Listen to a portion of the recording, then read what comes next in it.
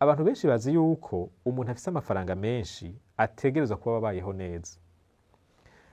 Amafaranga arafise ikimazi, arakenewe, kandi iyo umuntu ayafise hariho ibintu aronka ubutayafise ataronka. Mugabo iyo urondeye amafaranga arimwo amanyanga, uko uyegeranya niko wegeranya n'ingorane.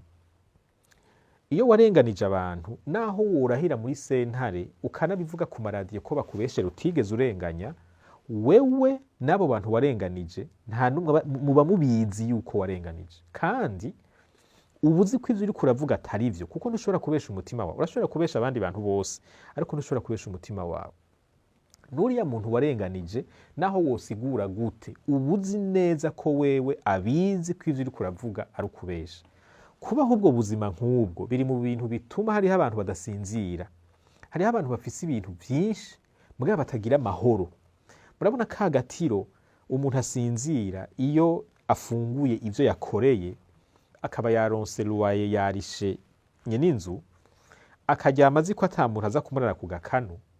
Agatiro nkako hariho abantu batakazi, kandi bobo batari luwaye n'ivyo basuma ntibigera bamenya ko n'ibiciro vyaduze.